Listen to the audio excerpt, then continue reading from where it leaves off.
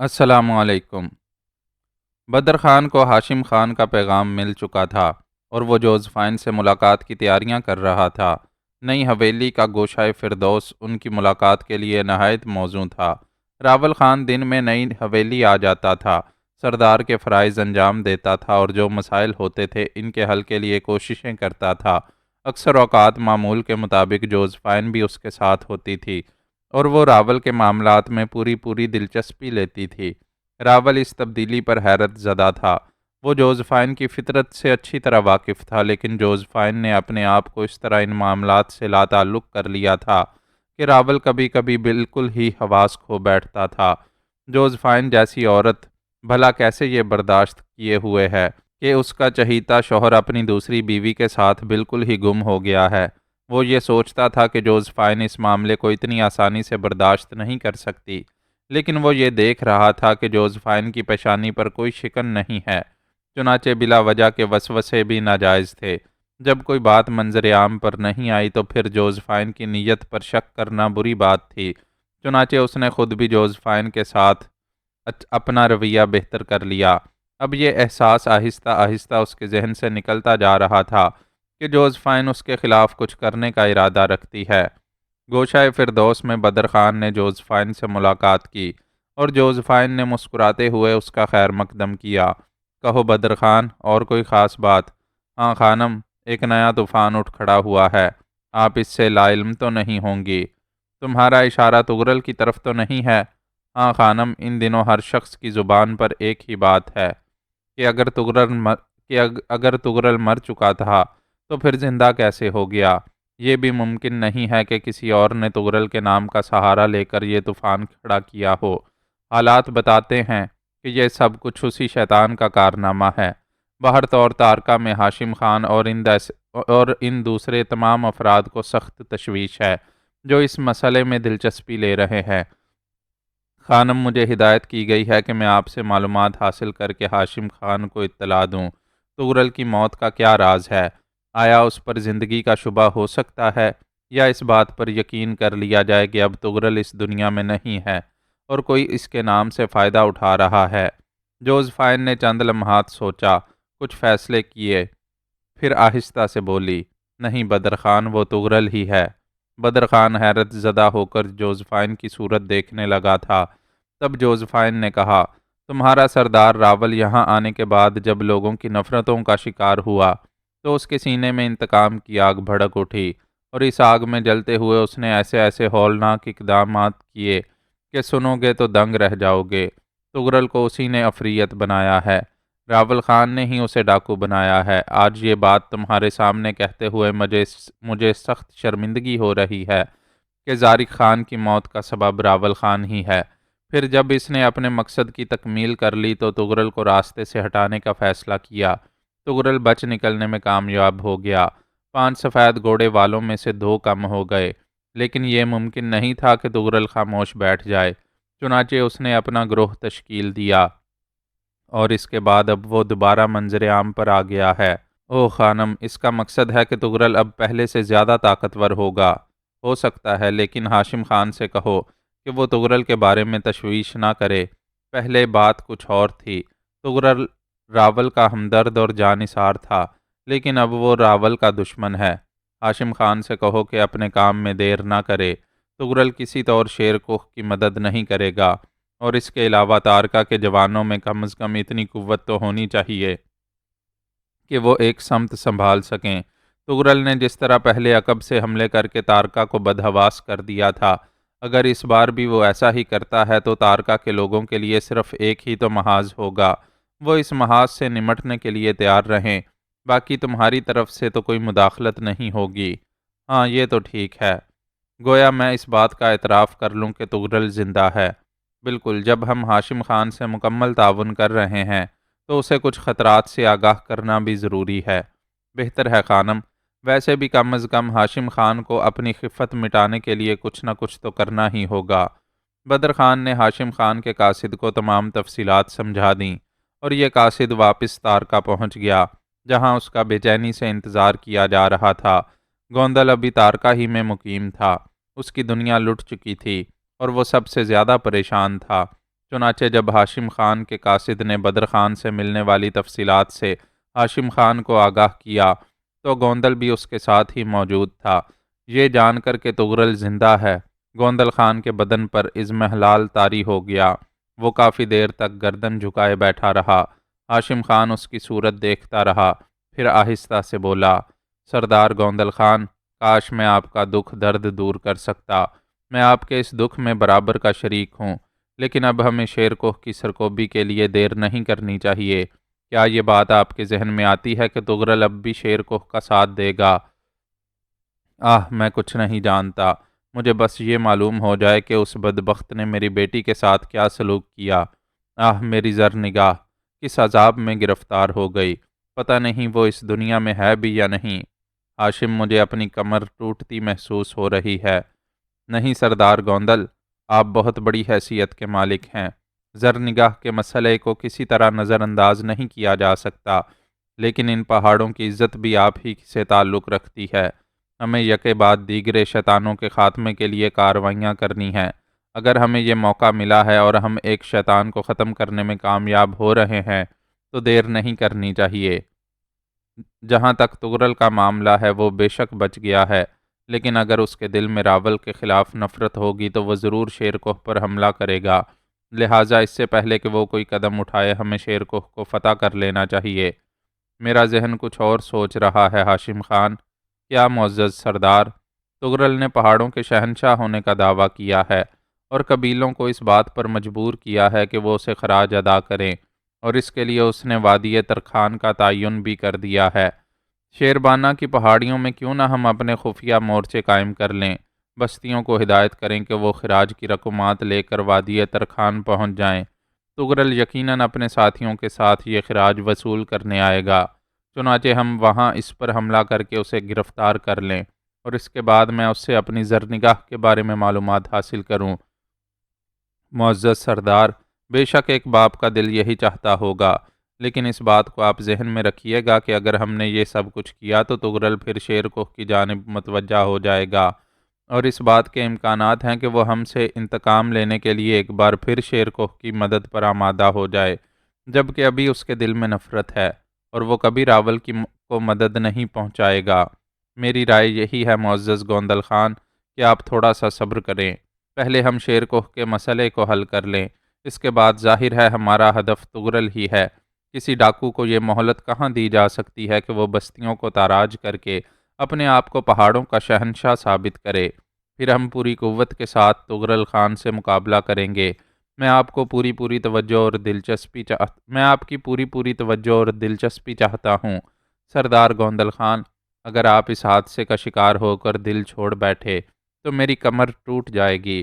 آپ ہی کے بلبوتے پر تو میں اتنا بڑا عزم کیے ہوئے ہوں۔ میری رائے مان لیجئے سردار گوندل خان، یہی اس وقت ہمارے حق میں بہتر ہے۔ گوندل گردن جھکا کر کچھ سوچنے لگا تھا۔ ہاشم خان کا کہنا غلط نہیں تھا، چنانچہ اس نے ایک گہری سانس لی۔ ٹھیک ہے ہاشم خان، اگر یہ بات ہے تو پھر تم ہفتوں کا کام دنوں میں اور دنوں کا کام گھنٹوں میں کرو اور شیر کوہ پر حملہ کر دو۔ شیر کوہ کے کام سے فارغ ہونے کے بعد میں فوری طور پر تغرل کی طرف توجہ دینا چاہتا ہوں تاکہ مجھے میری بد نصیب بیٹی کا حال معلوم ہو سکے۔ یہ ضروری ہے ہاشم خان، یہ ضروری ہے۔ میں گلاب خیل کے جتنے جوان تم چاہو یہاں بلائے لیتا ہوں، تم آج ہی سے اور اسی وقت سے شیر کوہ پر حملہ کرنے کی تیاریاں شروع کر دو۔ بدر خان سے تمام معاملات طے کر لو تاکہ اسے بھی کوئی دقت نہ ہو اور ہمیں بھی۔ میں یہ ذمہ داری پوری کرنے کے لیے اپنے دن رات پھر صرف کر دوں گا۔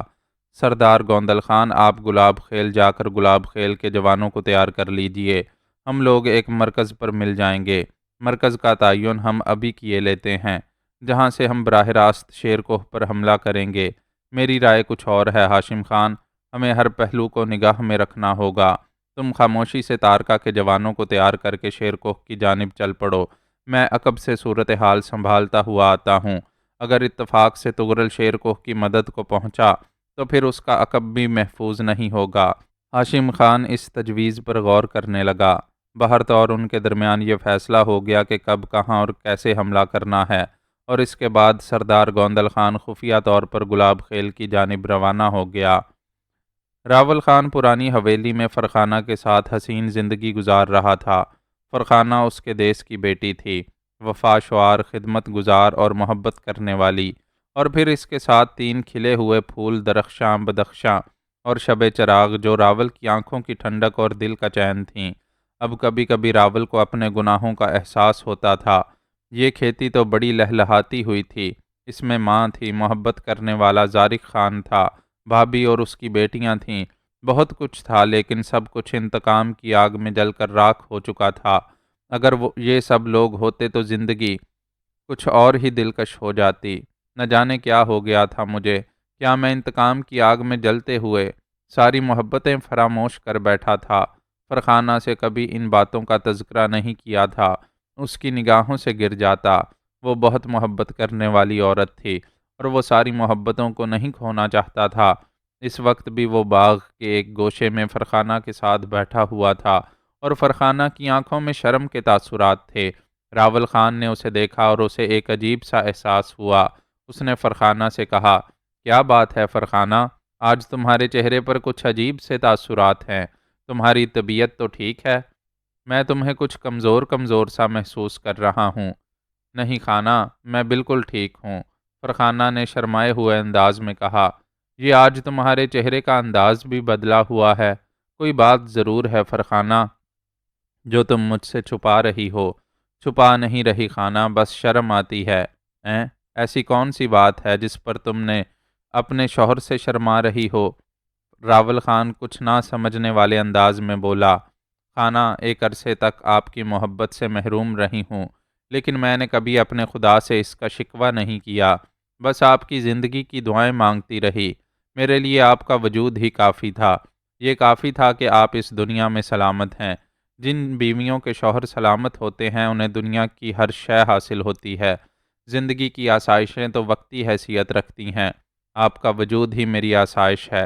وہ تو میں جانتا ہوں فرخانہ، اور اپنی بدنصیبی پر ماتم بھی کرتا رہتا ہوں کہ تم جیسی باوفا بیوی کے لیے میں نے کچھ نہیں کیا اور تمہیں صرف تکلیفیں دیں۔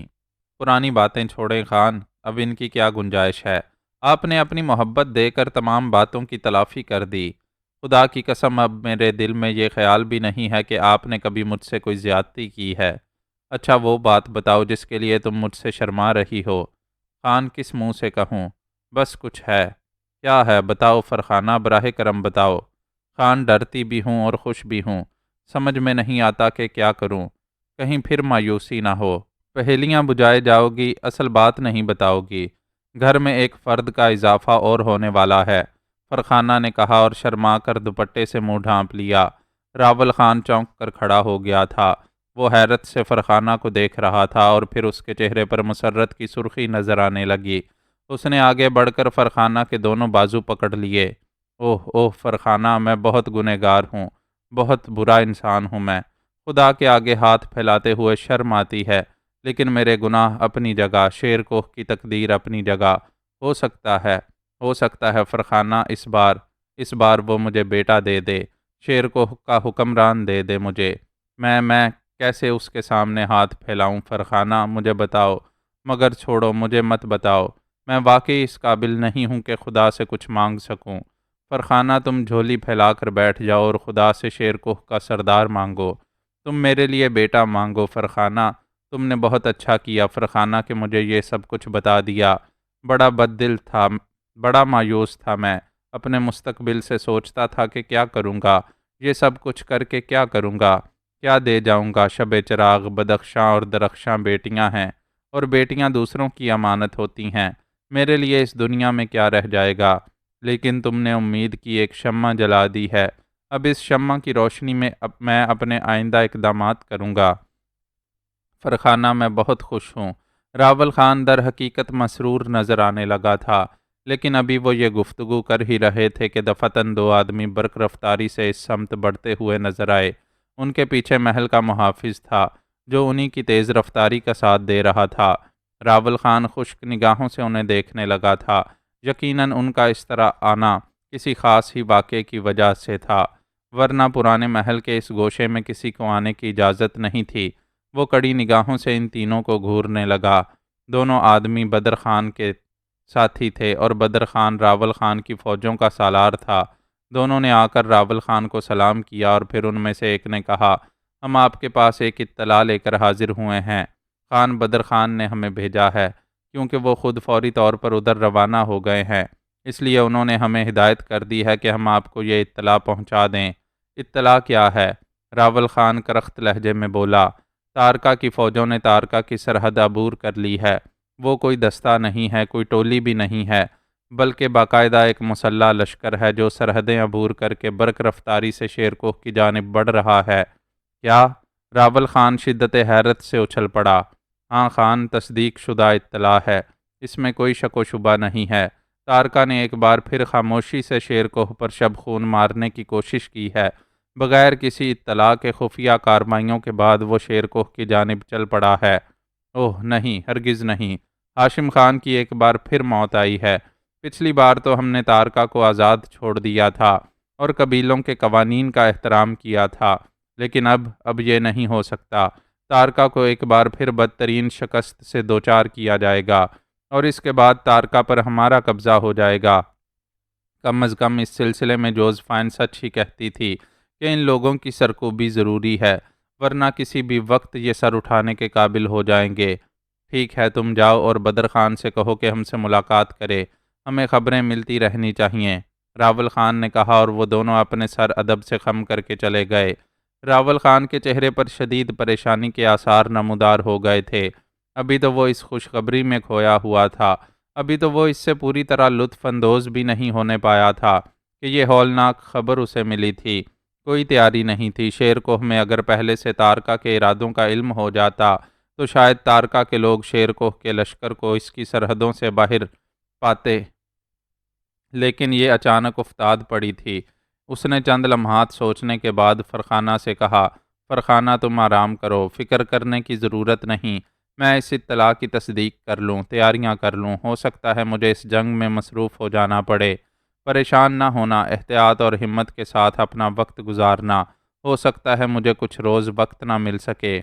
خان، آپ اپنی ذمہ داریاں سنبھالیے، میں اپنی ذمہ داری سنبھالے ہوئے ہوں، میرے سلسلے میں آپ بالکل بے فکر ہو جائیں، میں بالکل ٹھیک ہوں اور ٹھیک رہوں گی، فرخانہ نے پر اعتماد لہجے میں کہا، اور راول خان حویلی سے نکل آیا۔ اس نے گھوڑے پر سوار ہو کر نئے محل کا رخ کیا۔ فاصلہ ہی کتنا تھا، تھوڑی دیر میں وہ نئی حویلی میں پہنچ گیا۔ راستے میں اس نے کافی چہل پہل دیکھی تھی، غالباً دوسرے لوگوں کو بھی تارکا کے لشکر کے بارے میں معلومات حاصل ہو گئی تھیں۔ راول خان محل میں داخل ہو گیا۔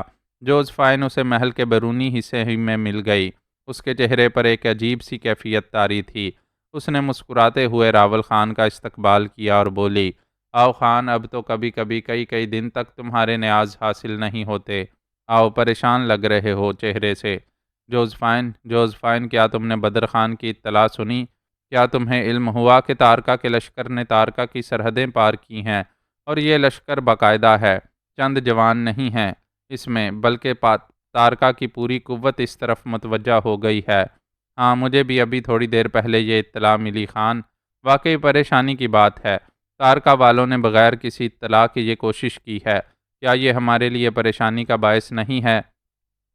تم صرف پریشانی کی بات کہہ رہی ہو جوزفائن، میں تو کہتا ہوں کہ ہم سخت عذاب میں گرفتار ہو جائیں گے، ہمیں امید نہیں تھی کہ تارکا اس طرح کوئی حرکت کرے گا۔ برا مت ماننا خان، فرخانہ کی آغوش نے تمہیں اس طرح جکڑا ہے کہ تم نے دوسری باتوں کو سوچنا ہی چھوڑ دیا۔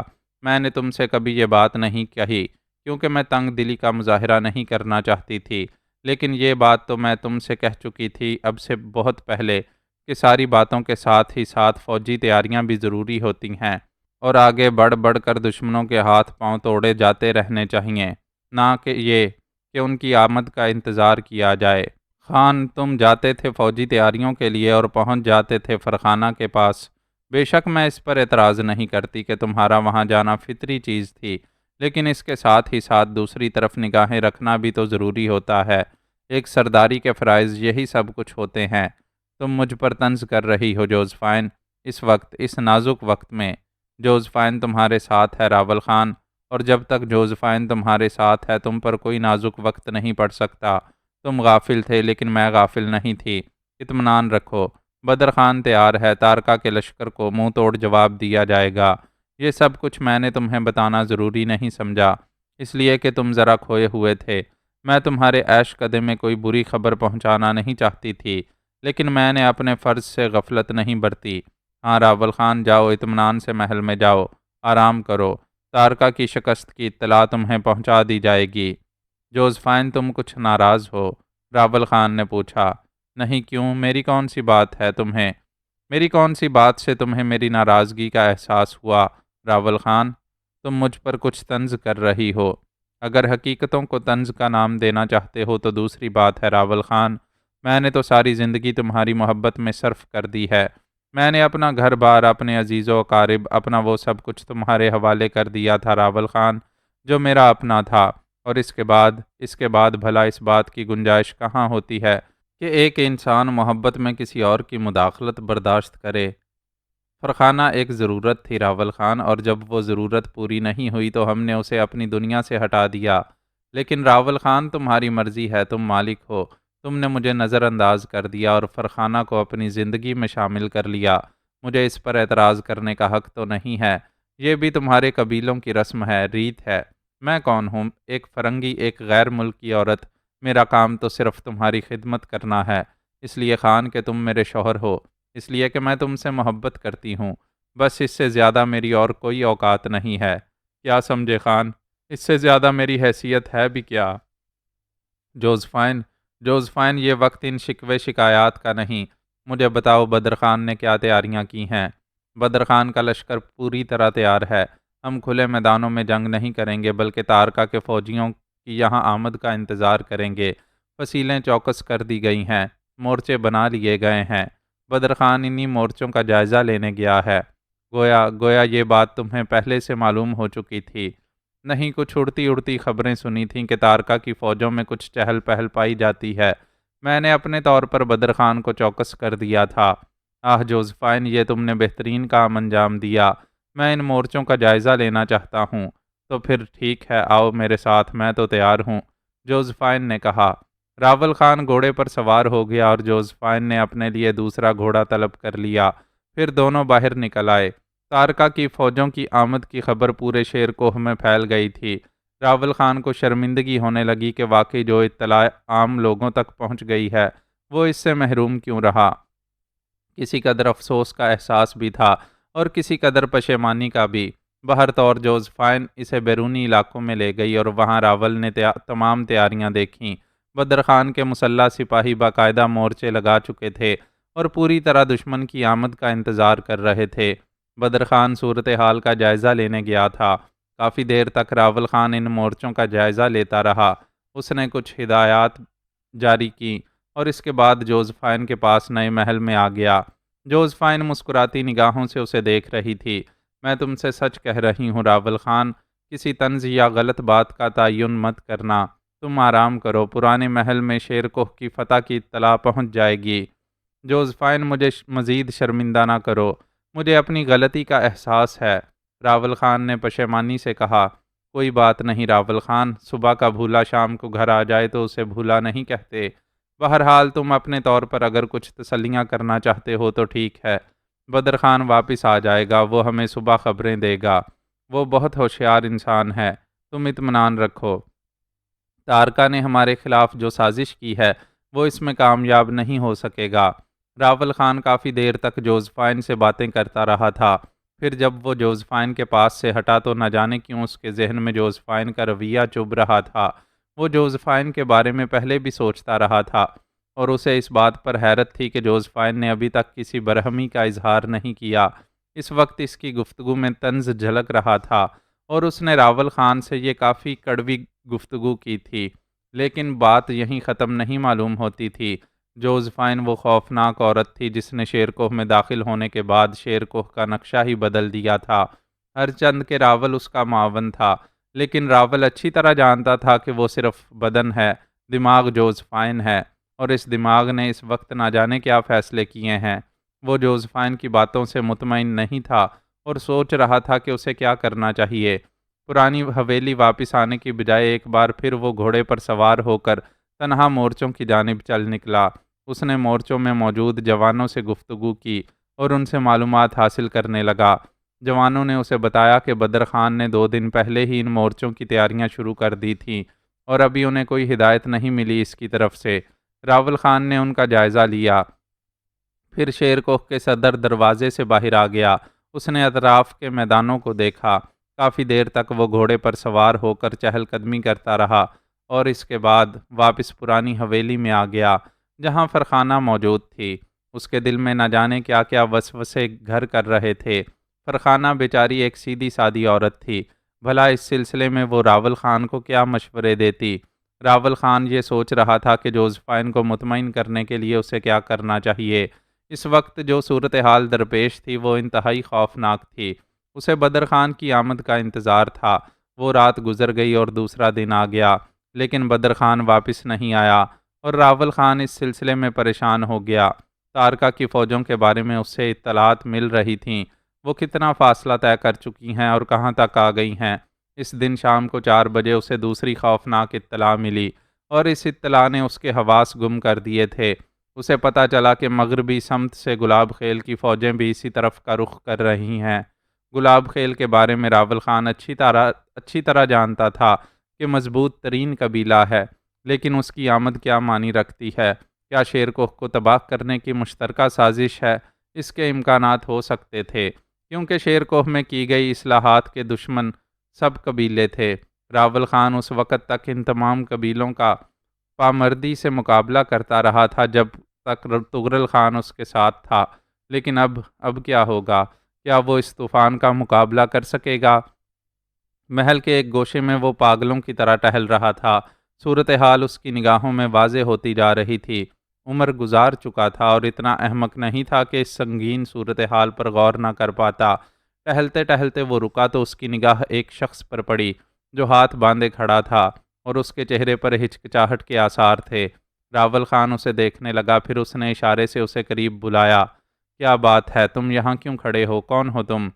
رحمت ہوں راول خان، رحمت خان آپ کا خادم۔ کیا بات ہے؟ تم تو نئی حویلی میں ہو نا؟ ہاں خان، نئے محل ہی میں ہوں، نمک کی قیمت ادا کرنے آیا ہوں۔ جو کچھ کہنا ہے صاف الفاظ میں کہو، میرے پاس وقت نہیں ہے کہ میں الفاظ کی چھان بین کروں۔ خان، میرے باپ دادا بھی اسی حویلی کے خدمت گزار تھے اور میں اپنی ذمہ داریاں پہچانتا ہوں۔ جو کچھ کہہ رہا ہوں خان، اس کے بدلے میں آپ کا دل تو چاہے تو اطمینان سے پستول کی 2 گولیاں میرے سینے میں اتار دیجئے، لیکن میرے لیے ضروری ہے کہ میں نمک کا حق ادا کروں۔ بے وقوف آدمی، میں تجھ سے کہہ رہا ہوں کہ جو کچھ کہنا ہے صاف الفاظ میں کہہ دے، اور تو بکواس کیے جا رہا ہے۔ راول خان غرایا۔ خان، بڑی سازش ہو رہی ہے آپ کے خلاف، بہت بڑی سازش ہوئی ہے۔ میں جوزفائن کی حویلی کے خاص حصے گوشہ فردوس میں رہتا ہوں اور اس کی دیکھ بھال میرے سپرد ہے۔ گوشہ فردوس میں خانم جوزفائن اور بدر خان کے درمیان جو گفتگو ہوئی وہ میں نے کئی بار سنی ہے، لیکن ہمت نہیں کر پایا کہ آپ تک پہنچوں۔ ہو سکتا ہے کہ یہ میری کوتاہی ہی ہو، لیکن خان میرے لیے ممکن نہیں تھا کہ میں راول خان آگے بڑھا اور اس نے رحمت خان کا گریبان پکڑ لیا۔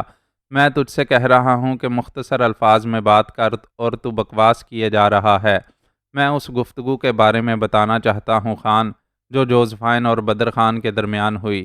تارکا کا لشکر اپنی سرحدوں سے چل پڑا ہے اور شیر کوہ کے قریب پہنچنے والا ہے۔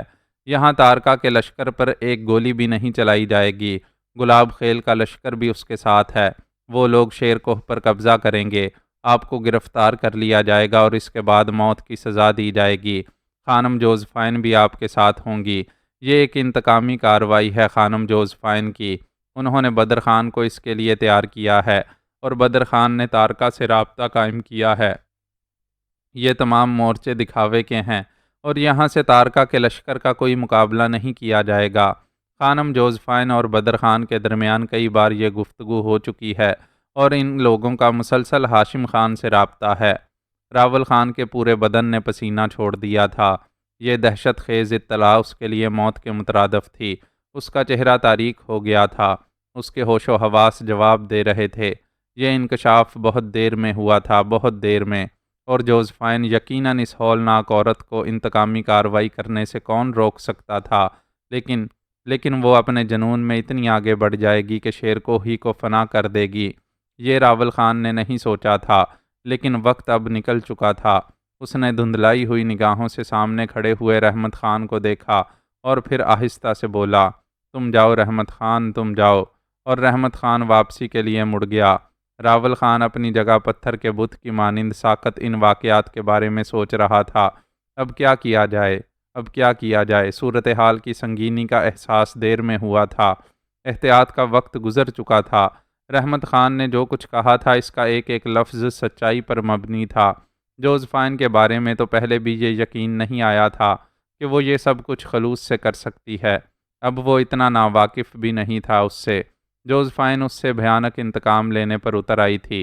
حالات پر مزید غور کیا تو ایک ایک حقیقت نگاہوں میں واضح ہو گئی۔ بدر خان پہلے سے مورچوں کی تیاری میں مصروف ہو گیا تھا۔ کیوں؟ اگر اسے علم تھا کہ تارکا کی فوجیں حملہ کرنے والی ہیں تو اس کی فوری اطلاع اسے کیوں نہ دی گئی؟ اس سے چھپانے کا کیا جواز تھا، سوائے اس کے کہ وہ خود انتظام نہ کر سکے۔ سازش کی بو چاروں طرف پھیلی ہوئی تھی۔ اسے احساس ہو رہا تھا کہ جوزفائن نے ایک بھیانک آدم خور مکڑی کی مانند اس کے چاروں طرف جالا بن لیا ہے، اور اس جالے میں وہ بری طرح جکڑا گیا ہے۔ نہ صرف وہ بلکہ فرخانہ اور اس کی بچیاں۔ اوہ اوہ، وہ گرفتار ہوگا، قتل کیا جائے گا، اور اس کے ساتھ ساتھ راول خان کے بدن میں خون کی رو تیز ہو گئی۔ ابھی تو ان بچیوں نے، فرخانہ نے اپنے مصائب کے دن فراموش بھی نہیں کیے۔ اتنی سی خوشی کی اتنی بڑی سزا ملنے والی ہے انہیں۔ جوزفائن انہیں کہاں چھوڑے گی؟ ان کی وجہ سے تو یہ سب کچھ کیا گیا ہے۔ نہیں جوزفائن، وقت بدل گیا ہے۔ سفید ناگن، تو واقعی فرنگن ہے۔ تیری رگوں میں دوڑنے والا خون کبھی ہم سے وفا نہیں کر سکتا۔ تو صرف اپنے شوق کی غلام ہے۔ وفا سے تیرا کیا واسطہ؟ وفا ہمارے خون میں ہے، وفا فرخانہ کے خون میں ہے۔ سچ تو ہے میرے ساتھ یہی سب کچھ ہونا چاہیے تھا۔ میں نے بھی ان کے ساتھ کیا سلوک کیا ہے جو میرے اپنے تھے۔ خان زارق میری وجہ سے خودکشی پر مجبور ہو گیا، اور خانم میری ماں۔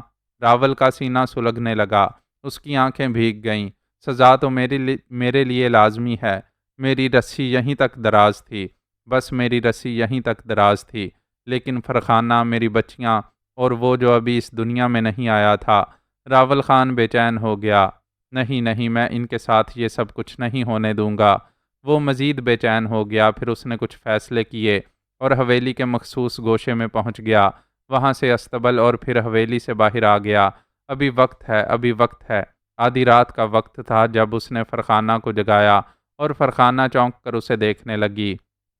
اٹھو فرخانہ، بچیوں کو اٹھا لو، ہمیں چلنا ہے۔ کہاں خانہ؟ اس وقت کوئی دوسرا سوال نہ کرو فرخانہ، بچیوں کو جگا لو۔ شب چراغ کو کاندھے سے لگا لو، بدخشاں کو میں لیے لیتا ہوں، درخشاں کا ہاتھ پکڑ لو۔ فرخانہ کچھ نہیں سمجھ پائی تھی، لیکن راول خان کا حکم تھا، کافی تھا۔ راول خان رات کی گہری تاریکی میں محل کے ایک پوشیدہ گوشے سے باہر نکل آیا، اور پھر سنسان راستوں سے گزرتا ہوا شیر کوہ کے جنوبی حصے میں آ گیا، جہاں ایک گھوڑا گاڑی کھڑی ہوئی تھی جس میں 2 گھوڑے جتے ہوئے تھے۔ راول خان نے فرخانہ اور بچیوں کو اس میں سوار کر لیا اور خود کوچوان کی جگہ سنبھال لی۔ بگی رات کی تاریکی میں خاموشی سے شیر کوہ سے باہر جانے والے راستے پر چل پڑی۔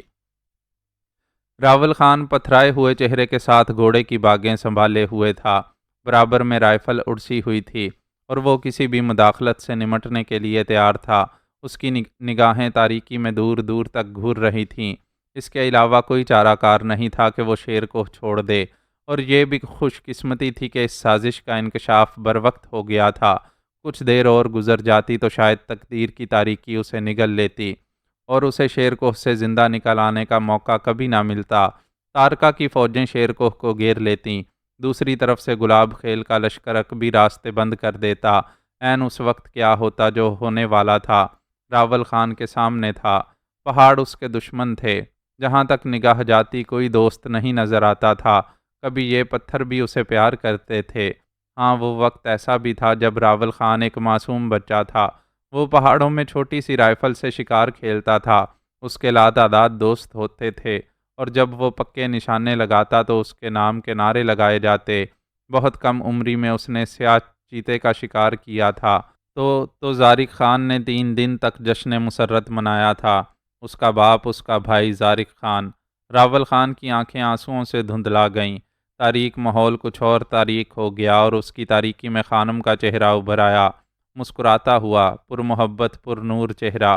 اور پھر وہ لمحات جب خانم اس کے ظلم کا شکار ہو رہی تھی۔ گھوڑوں کی رفتار تیز ہو گئی، راول خان کے پورے بدن نے پسینہ چھوڑ دیا۔ وہ میں ہی تھا، کیا وہ میں ہی تھا؟ اس کے بعد بھی، کیا اس کے بعد میں آسمانوں سے کوئی رعایت کی توقع رکھ سکتا ہوں؟ ان سے مجھے کیا رعایت ملے گی؟ یہ بھی کوئی بات ہے کہ گناہوں کے انبار لگا لو اور جب گناہ کرنے کی سکت نہ رہے تو توبہ شروع کر دو۔ کیا یہ رحمت ایزدی کا مذاق اڑانا نہیں ہے؟ میں نے جو گناہ کیے ہیں ان کی سزا مجھے ضرور ملے گی، ضرور۔ لیکن یہ بچیاں اور وہ جس کے بارے میں مجھے فرخانہ نے بتایا ہے۔ راول خان کا دل خون کے آنسو رونے لگا۔ یہ بھی سزا ہے میرے لیے۔ اگر قدرت مجھے بیٹا دیتی ہے تو اس نے مجھے بتایا ہے کہ آسمان کا قانون کیا ہوتا ہے۔ میں نے ایک بیٹے کی آرزو میں اپنی ماں کو قتل کر دیا۔ بیٹا مجھے ملے گا، لیکن اس حال میں کہ اس کے لیے چھت بھی نہ ہوگی۔ کیا سارا قصور میرا ہے؟ کیا جوزفائن کا گناہ مجھ سے کم ہے؟ وہی تو یہ سب کچھ کرانے کا باعث ہے، جوزفائن۔ جوزفائن، اپنی اس غلطی کو میں کبھی معاف نہیں کروں گا۔ در حقیقت میں سب کچھ بھول گیا تھا۔ مجھے یاد نہیں رہا تھا کہ تو کون ہے، تیرا تعلق کس رنگ کس نسل سے ہے۔ سب ہی نے تو کہا تھا یہ فرنگن ہے اور فرنگی مکار چال باز ہوتے ہیں۔ تو نے ثابت کر دیا کہ تیری قوم کیا ہے۔ خان، گھوڑا گاڑی سے فرخانہ کی نڈھال آواز سنائی دی اور وہ چونک پڑا۔ کیا بات ہے فرخانہ؟ گاڑی ذرا آہستہ چلاؤ، ہمیں جلد ان حدود سے نکل جانا ہے فرخانہ، پھر بھی گاڑی ذرا آہستہ چلاؤ، فرخانہ نے کراہتی ہوئی آواز میں کہا، اور دفعتاً ہی راول خان کو فرخانہ کی کیفیت کا خیال آ گیا۔ اس نے چونک کر گھوڑوں کی رفتار سست کر دی۔ فرخانہ کو واقعی اس تیز رفتاری سے تکلیف ہو رہی ہوگی۔ اپنے ذہنی بحران میں وہ فرخانہ کی کیفیت کو بھول گیا تھا۔ اسے فرخانہ پر رحم آنے لگا۔ یہ بھی تو میری چیرہ دستیوں کا شکار ہوئی ہے، کیا زندگی گزاری ہے اس نے بھی۔ 3 بیٹیوں کی ماں بن گئی اور بیٹیاں بھی شیر کوہ کے سردار کی بیٹیاں، لیکن اس نے کتنی بے بسی کی زندگی گزاری ہے۔ کون کون میرے مظالم کا شکار نہیں ہوا؟ کس کس سے معافی مانگوں؟ کس کس کو یہ بتاؤں کہ سارا قصور میرا نہیں، میری عقل کا تھا جو ایک فرنگن کے جال میں پھنس گئی تھی۔ کاش میں تعلیم حاصل کر کے واپس شیر کوہ آ جاتا اور اپنے بھائی زارق خان کا دست راست بن جاتا، کیا کچھ نہ ملتا مجھے، یہ سب کچھ نہ ہوتا۔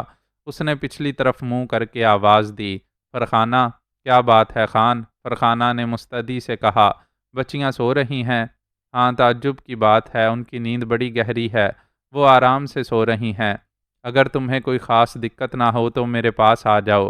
میں آ رہی ہوں خان، فرخانہ نے کہا، اور راول خان نے گھوڑے کی رفتار بالکل سست کر دی۔ فرخانہ گھوڑا گاڑی سے باہر نکل آئی اور راول خان نے اسے سہارا دے کر اپنے نزدیک بٹھا لیا۔ فرخانہ رات کی تاریکی میں بھی چمک رہی تھی۔ پہاڑوں کی بیٹی کسی بھی طور جوزفائن میں شکل و صورت سے کم نہیں تھی، اور اس وقت بھی وہ بے حد حسین لگ رہی تھی۔ اس کے لمبے لمبے بال فضا میں اڑ رہے تھے، شربتی آنکھیں نیند کے خمار میں ڈوبی ہوئی تھیں، بے حد خوبصورت لگ رہی تھی۔ فرخانہ کو دیکھ کر اسے ایک سکون سا ہوا۔ اس نے آہستہ سے کہا، اطمینان سے بیٹھ جاؤ فرخانہ، گھوڑے کی رفتار تھوڑی سی بڑھانی پڑے گی، ہمیں جلد از جلد دور نکل جانا ہے۔ میں اب سکون سے بیٹھی ہوئی ہوں خان، تمہارے نزدیک بیٹھ کر تو ہر تکلیف دور ہو جاتی ہے۔ فرخانہ، ایک بات پوچھوں تم سے؟ ضرور خان، اس میں سوال کرنے کی کیا بات ہے؟ تم بہت خوبصورت ہو فرخانہ، بہت خوبصورت۔ نہ جانے کیوں میری اندھی آنکھیں پہلے تمہارے اس حسن کا جائزہ نہیں لے سکی تھیں۔ فرخانہ کی گردن شرم سے جھک گئی۔ اس نے آہستہ سے کہا، نہیں خانہ، یہ آپ کی نظر کی خوبصورتی ہے، آپ نے جب بھی مجھے پیار کی نظر سے دیکھا میں خوبصورت ہو گئی۔ فرخانہ، میرے بارے میں تمہاری کیا رائے ہے؟ آپ کے بارے میں؟ آپ فرخانہ کے منہ سے الفاظ نہ نکل سکے۔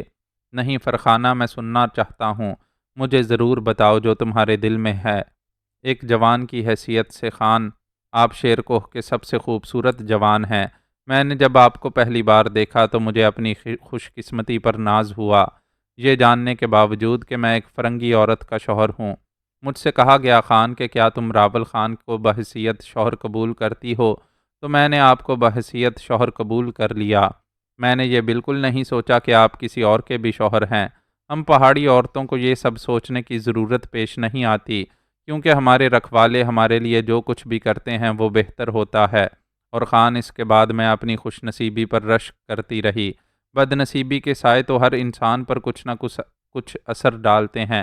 کچھ دن آپ مجھ سے دور رہے، میں آپ کو یاد کرتی رہی، لیکن تقدیر نے پھر میری پیشانی روشن کر دی اور آپ آج میرے ساتھ ہیں۔ راول خان نے آنکھیں بند کر لیں، آنسوؤں کے قطرے اس کے گالوں پر لڑک گئے، لیکن رات کی تاریکی کی وجہ سے فرخانہ ان آنسوؤں کو نہیں دیکھ سکی۔ چند لمحے خاموش رہنے کے بعد وہ بولا، تم نے یہ نہیں پوچھا فرخانہ کہ رات کی تاریکی میں اس طرح چوروں کی مانند ہم نے شیر کو کیوں چھوڑ دیا؟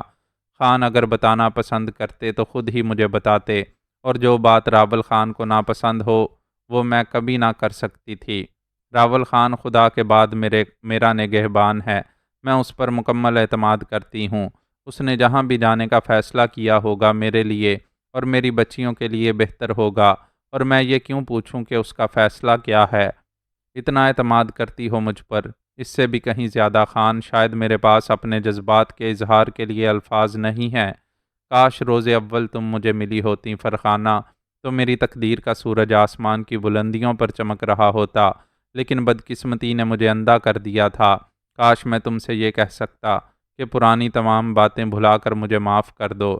کیسی باتیں کر رہے ہیں خان؟ میں اپنے اللہ کو گواہ کر کے کہہ رہی ہوں کہ میرے دل میں تمہارے لیے برائی کا ایک ذرہ نہیں ہے۔ میں سب کچھ بھول چکی ہوں، اور یہ بھی وعدہ کرو فرخانہ کہ جو کچھ میں تمہیں بتاؤں گا اس سے تم بد دل نہیں ہوگی۔ میں خان سے وعدہ کرتی ہوں، فرخانہ نے جواب دیا۔ فرخانہ میں یورپ میں تعلیم حاصل کر رہا تھا۔ زارق خان نے مجھے یقیناً اسی غرض سے بھیجا تھا کہ میں اعلیٰ تعلیم حاصل کر کے واپس آؤں اور شیر کوہ کا نظام جدید پیمانے پر چلاؤں۔ یقیناً میرے بھائی کے دل میں کوئی برائی نہیں تھی، لیکن یورپ میں تعلیم کے دوران یہ کمبخت انگریز عورت مجھے ملی، اور میری نوجوانی اس کی چال بازی سے دھوکہ کھا گئی۔ میں اس سے دل لگا بیٹھا اور اس سے شادی کر لی۔ جب میں شیر کو واپس آ رہا تھا تو میں نے سوچا کہ میرا استقبال ایک سردار کی حیثیت سے ہوگا۔ میرا بھائی زارق خان میرے لیے زمین پر پھول بچھا دے گا، لیکن ایک فرنگن کو میرے ساتھ دیکھ کر پہاڑ کے معصوم باشندے اسے برداشت نہ کر سکے۔ میرا بھائی بھی انہی میں شامل تھا۔ میں نے اس بات کا بہت برا مانا، اور وہی دن میرے لیے میرے بھائی کی نفرت کا دن بن گیا۔ اس کے بعد میں نے ان لوگوں سے صرف نفرت کی، لیکن اگر تم میرے ساتھ ہوتی تو شاید مجھے سمجھاتی کہ یہ نفرت بے معنی ہے۔ میں بھٹکا ہوا تھا فرخانہ، اور جوزفائن مجھے مزید بھٹکا رہی تھی۔ میں جوزفائن کے اشاروں پر ناچتا رہا، اور میں نے ایسے ایسے گناہ کیے کہ کوئی انسان تصور بھی نہیں کر سکتا، اور آج ان گناہوں کی سزا میرے ساتھ تم اور میری بیٹیاں بھی بھگت رہی ہیں۔ فرخانہ میں کس زبان سے تمہیں بتاؤں کہ میں نے کیا کیا کیا ہے؟ جو کچھ تم سے سرزد ہوا ہے خان، وہ تمہارے اللہ کے درمیان ہے، کسی اور کو اس کا شریک نہ بناؤ۔ اللہ خود صحیح فیصلے کرے گا۔ جہاں تک فرنگی عورت کا تعلق ہے، میں اس کے بارے میں کچھ نہیں کہوں گی، کیونکہ وہ بھی تمہاری بیوی ہے۔ خان، میں اللہ سے دعا کروں گی کہ میں نے اگر زندگی میں کوئی نیکی کی ہے تو اس کے بدلے تمہیں معاف کر دے۔ ہاں خان، میں بے بس عورت تمہیں اور کچھ نہیں دے سکتی، لیکن اگر اللہ قبول کرے تو میں اپنی نیکیاں تمہیں دینے کے لیے تیار ہوں، تاکہ تمہاری گردش ختم ہو جائے۔ راول خان نے بے اختیار فرخانہ کو اپنے سینے سے لگا لیا۔ وہ سسکیاں لینے لگا تھا۔ اس سے زیادہ کسی اور کو کیا دیا جا سکتا ہے فرخانہ؟ دینے والے بہت بڑے ہوتے ہیں۔ تو نے میری زندگی بڑھا دی فرخانہ، تو نے میری تاریکیاں روشن کر دی ہیں۔ تو نے مجھے وہ دیا ہے جو مجھے نہیں ملنا چاہیے تھا۔ میں آپ کے قدموں کی خاک ہوں خان، میں آپ کے پیروں کی دھول ہوں۔ فرخانہ کے ان الفاظ سے راول خان کو کچھ ڈھارس ہو گئی تھی۔ اس نے سوچا کہ بے شک میں گنہگار ہوں، لیکن اللہ کا ایک معصوم بندہ اپنی نیکیوں کے عوض میری بخشش چاہتا ہے، تو ہو سکتا ہے میرے گناہوں کی سختی میں کچھ کمی واقع ہو جائے۔ سفر جاری رہا، بچیاں سو رہی تھیں۔ صبح کی روشنی آہستہ آہستہ فضا کو منور کرنے لگی۔ گھوڑے بری طرح تھک گئے تھے۔ رات بھر کے سفر نے اب ان کی رفتار فطری طور پر سست کر دی تھی۔ راول خان نے چاروں طرف کا جائزہ لیا۔ وہ نہیں جانتا تھا کہ اب وہ کس علاقے میں ہے، اور یہاں آس پاس کوئی بستی بھی ہے یا نہیں۔ بہرحال تھوڑا اور آگے بڑھنے کے بعد اس نے گھوڑا گاڑی روک دی اور ایک ٹیلے کی چوٹی پر چڑھ کر ادھر ادھر نظریں دوڑائیں۔ دور دور تک کوئی زیرو موجود نہیں تھا، اور نہ ہی آس پاس ان ویرانوں میں کسی بستی کے آثار تھے۔ گویا عارضی قیام کے لیے یہ جگہ موزوں تھی۔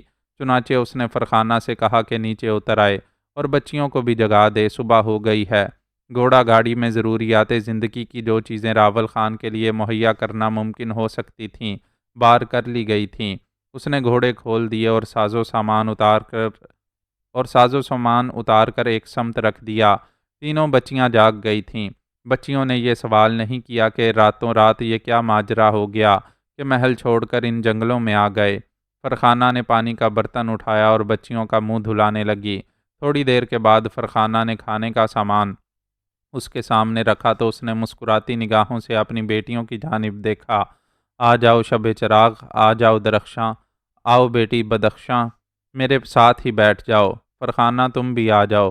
فرخانہ زمین پر بیٹھ گئی اور شیر کوہ کا سردار، یورپ کی فضاؤں میں پرورش پانے والا مغرور انسان، زمین کے اس ٹکڑے پر بیٹھ کر پیٹ کا دوزخ بھرنے لگا۔ اس کے ہاتھ آہستہ آہستہ چل رہے تھے۔ تینوں بیٹیاں مطمئن انداز میں اس کے ساتھ ناشتے میں مصروف تھیں۔ ناشتے سے فارغ ہونے کے بعد بدخشاں کہنے لگی، بابا خان اگر اجازت دو تو ہم اس سبز اور ہری گھاس پر کھیل لیں۔ ہاں بیٹے ضرور، شب چراغ کو بھی لے جاؤ۔ جاؤ درخشاں، بچیوں کا خیال رکھنا، اس نے بڑی بیٹی سے کہا اور تینوں بیٹیاں دور چلی گئیں۔ گھوڑے ادھر ادھر گھاس چرنے میں مصروف تھے۔ راول خان فرخانہ کو دیکھنے لگا، پھر بولا، فرخانہ تھوڑی دیر آرام کر لو، اس کے بعد ہم یہاں سے بھی آگے بڑھیں گے۔ یہ جگہ ہمارے لیے مخدوش ہے۔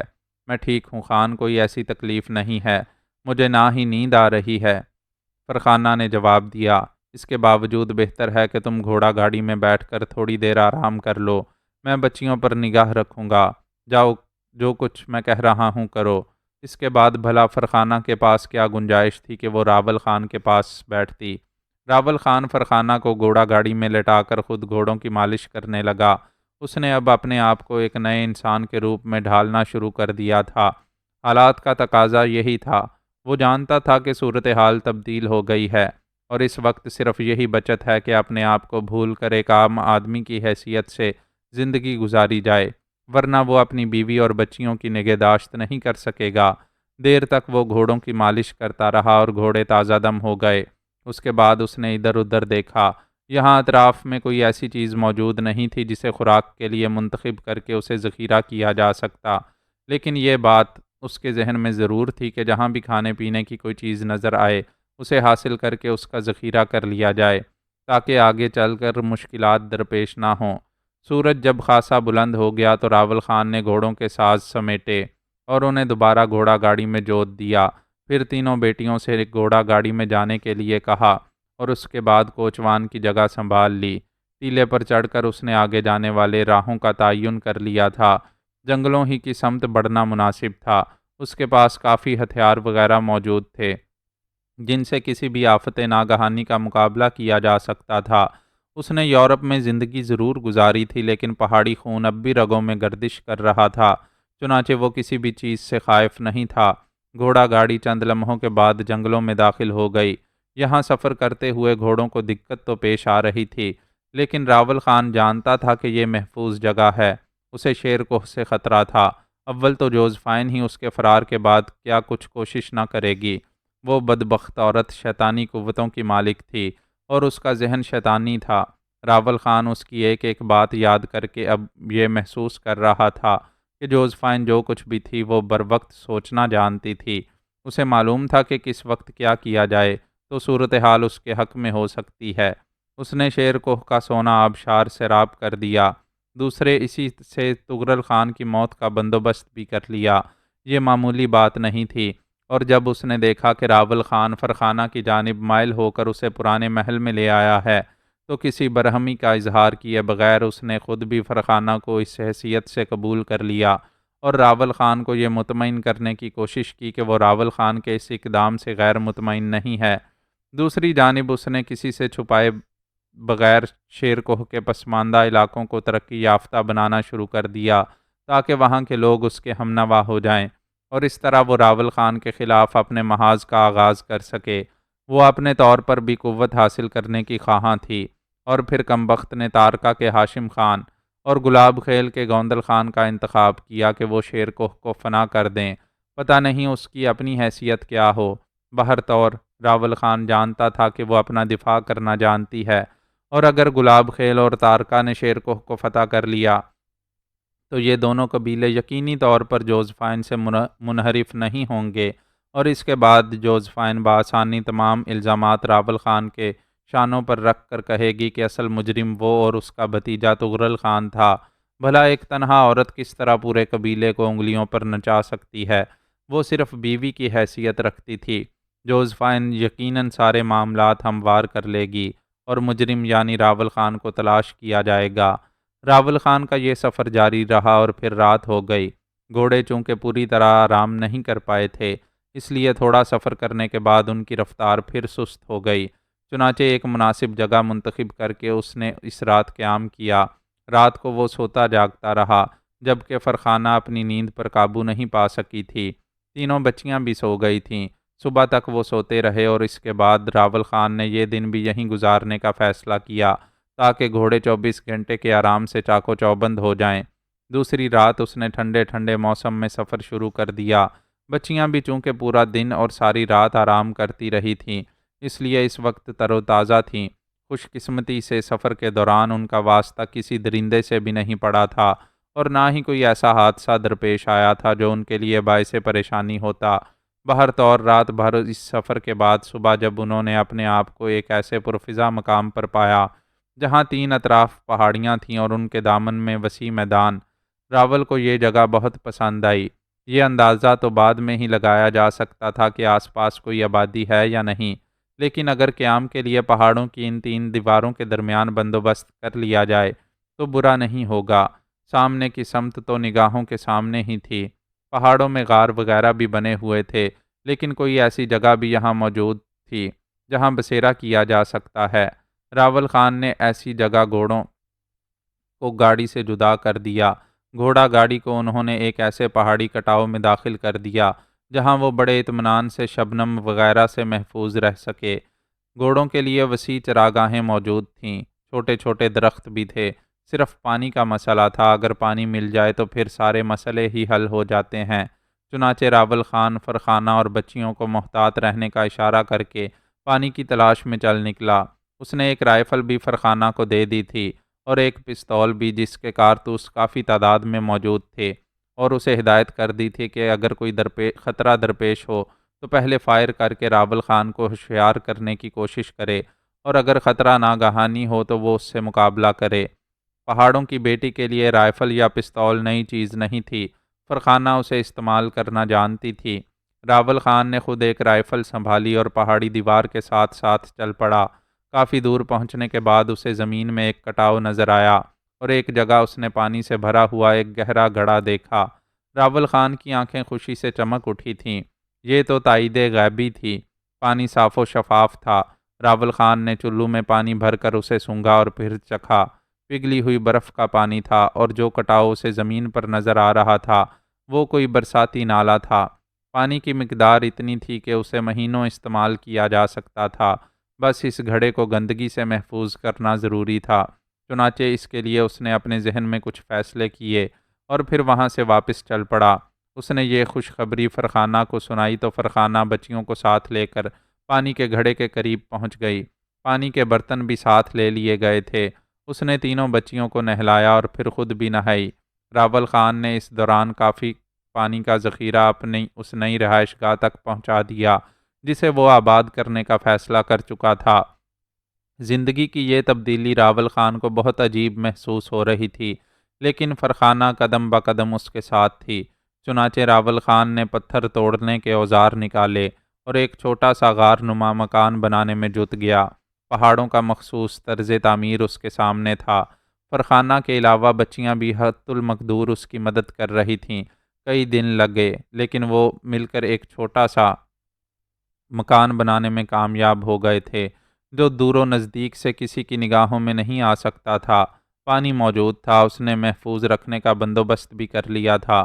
چند چھوٹے چھوٹے جانور بھی اسے نظر آئے جنہیں مستقبل میں شکار کیا جا سکتا تھا۔ اس نے یہ فیصلہ کر لیا تھا کہ فرخانہ کے ہاں ولادت ہونے تک یہیں رہے گا۔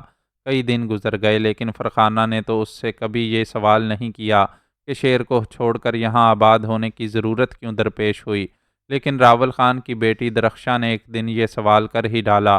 بابا خان، کیا اب ہم کبھی شیر کوہ واپس نہیں جائیں گے؟ ہاں بیٹے، شیر کوہ اب ہمارے دشمنوں کے لیے مخصوص ہو گیا ہے۔ یہ جگہ بھی بہت اچھی ہے، ہم یہیں رہا کریں گے۔ ہمارے دشمن کون ہیں بابا خان؟ ان کی تفصیل تمہیں اس وقت بتاؤں گا بیٹے جب تم بڑی ہو جاؤ گی، راول خان نے ٹھنڈی سانس لے کر کہا، اور درخشاں خاموش ہو گئی۔ یہاں رہتے ہوئے انہیں 2.5 سے 3 ماہ کا عرصہ گزر گیا۔ اس دوران راول خان نے بارہا شیر کوہ کے بارے میں سوچا، تارکا کے لشکر کو فتح حاصل ہوئی یا نہیں، جوزفائن کا کیا حشر ہوا، شیر کوہ پر اب کس کی حکومت ہے؟ بہت سے سوالات اس کے ذہن میں گردش کرتے رہتے تھے۔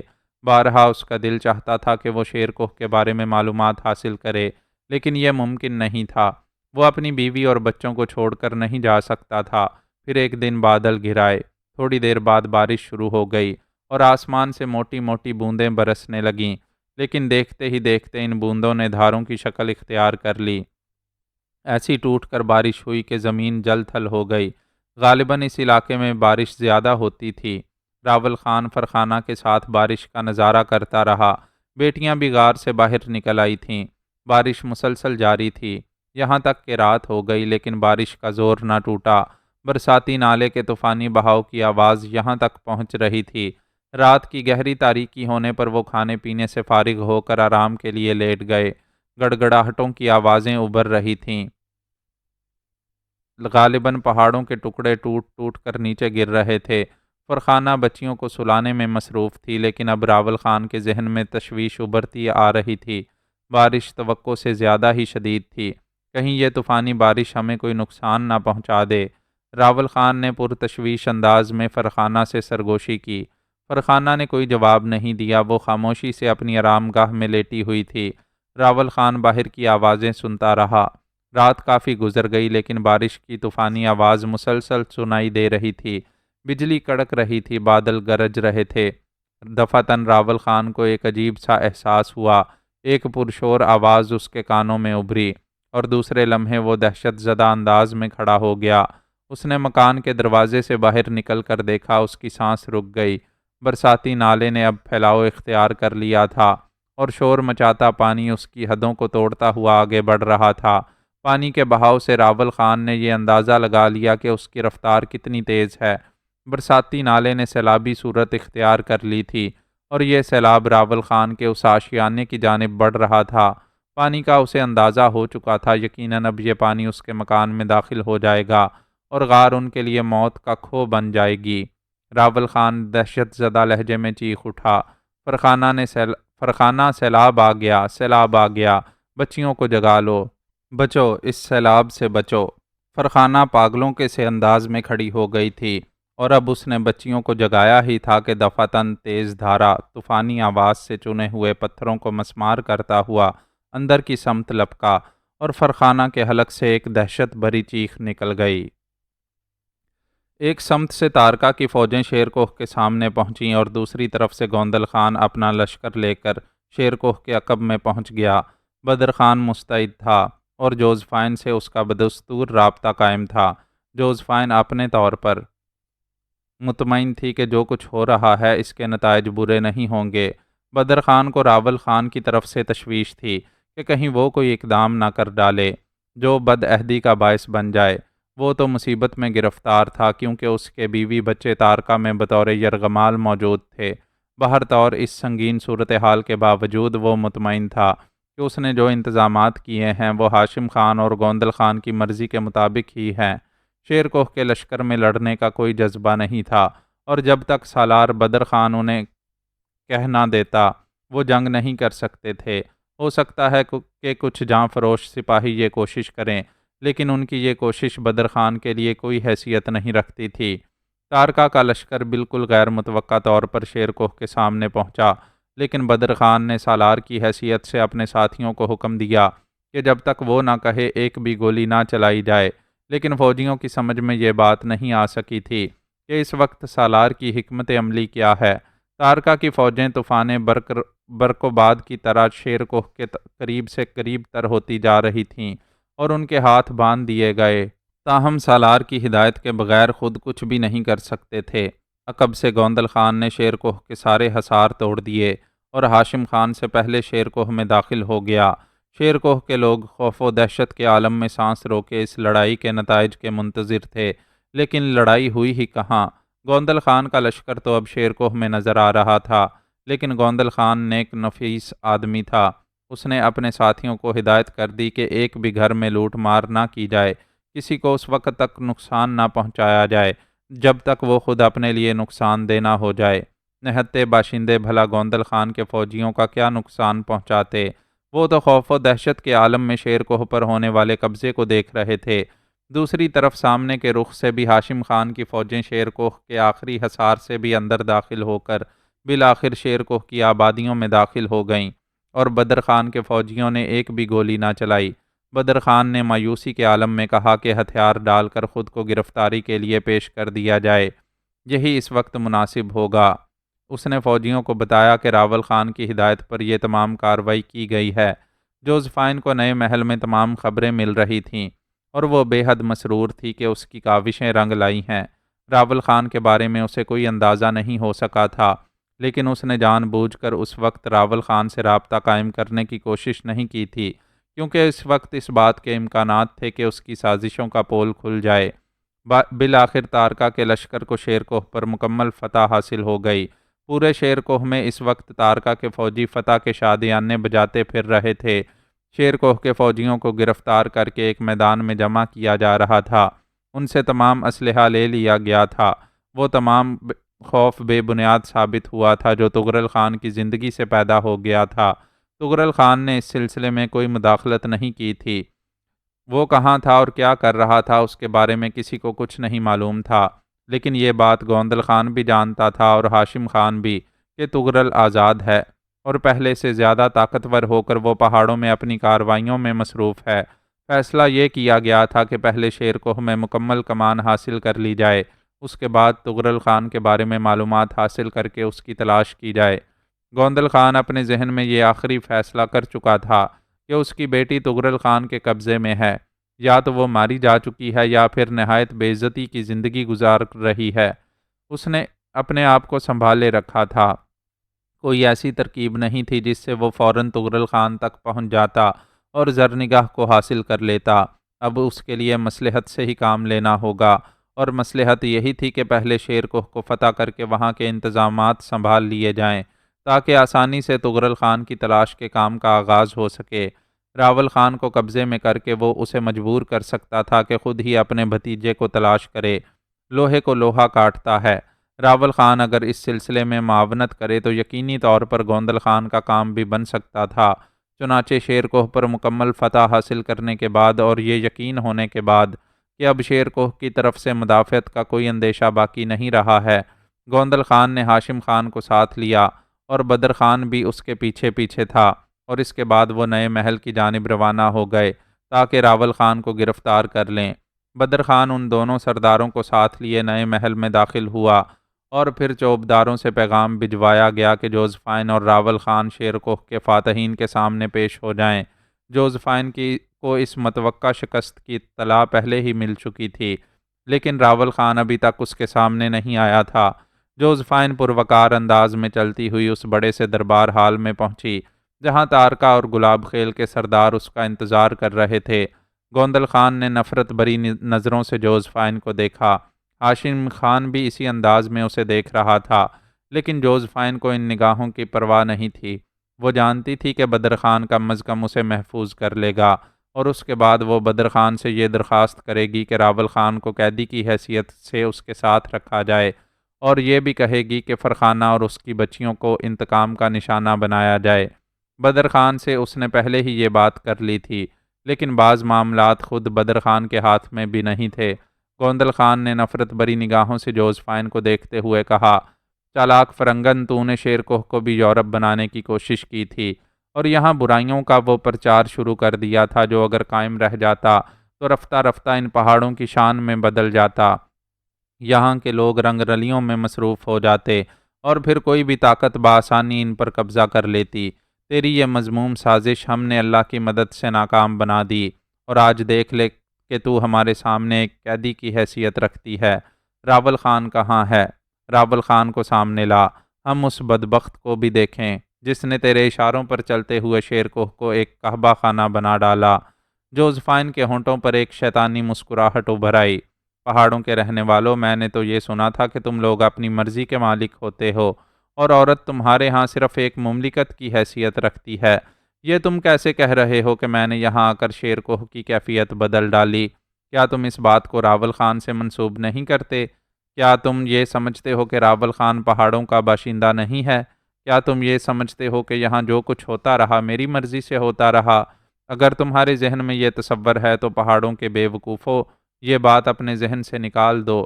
میں راول خان کی بیوی ہوں، شیر کوہ کے سردار کی بیوی، اور یہ بات شیر کوہ کا سردار اچھی طرح جانتا ہے کہ اسے کیا کرنا ہے۔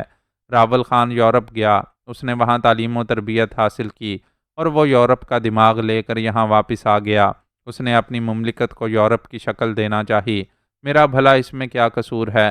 میں کیا کر سکتی تھی؟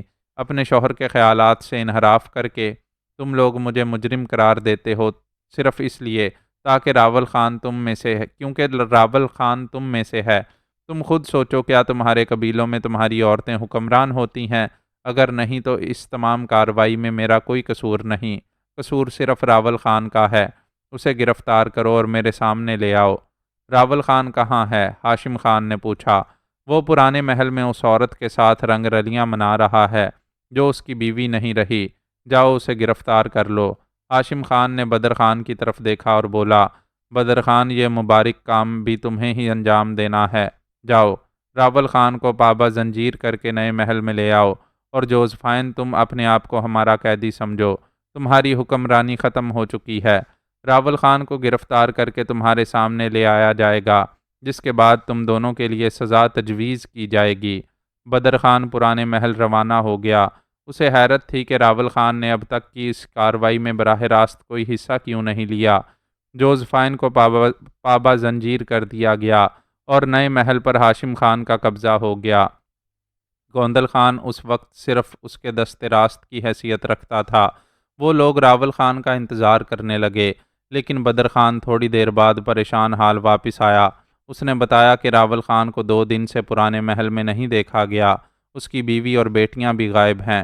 یہ سن کر جوزفائن کے حواس گم ہو گئے۔ وہ جھلائے ہوئے انداز میں کھڑی ہو گئی۔ کیا بکتے ہو بدر خان؟ ہاں خانم جوزفائن، محل کے ملازموں نے بتایا ہے کہ پچھلی رات بھی راول خان یہاں موجود نہیں تھا۔ سارا دن اور اس سے پہلے کی رات بھی اسے نہیں دیکھا گیا، اور آج بھی وہ وہاں موجود نہیں ہے۔ وہ کہاں ہے اس بارے میں کوئی نہیں جانتا۔ ناممکن، ناممکن، وہ نہیں نکل سکتا۔ بدر خان، تم نے مجھ سے غداری کی ہے۔ تم نے اپنے سردار کو یہاں سے بھگا دیا، اور اب اور اسے تلاش کرو۔ بدر خان، شیر کوہ کے ایک ایک فرد سے اس کے بارے میں پوچھو۔ ہمیں اس کی ضرورت ہے، اشد ضرورت۔ جاؤ بدر خان، براہ کرم جاؤ، اسے تلاش کرو۔ بدر خان، اگر وہ نکل گیا تو میں تمہیں کبھی معاف نہیں کروں گی۔ اور تم لوگ بھی سن لو، میں جوزفائن ہوں۔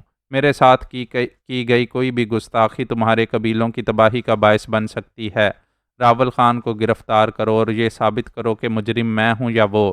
گوندل خان نے آہستہ سے کہا، فرنگی عورت، تو جو کچھ ہے میں جانتا ہوں۔ میں فرنگیوں کو اچھی طرح جانتا ہوں، اور ایک بات اچھی طرح سن لے، تیرے تمام عزیز و اقارب میری قید میں ہیں۔ اگر مجھے راول خان یا تغرل خان نہیں ملا تو ان میں سے چن چن کر ایک ایک کو تیرے سامنے قتل کروں گا۔ پھر وہ اپنے ساتھیوں سے مخاطب ہوا، جاؤ اس عورت کو قید خانے میں ڈال دو، پابہ زنجیر رکھو اسے، اب اسے قید کا مزہ چکھنا ہے۔ گوندل خان کے اشارے پر سپاہیوں نے آگے بڑھ کر جوزفائن کو قابو میں کر لیا۔ جوزفائن کی آنکھوں سے چنگاریاں ابھر رہی تھیں۔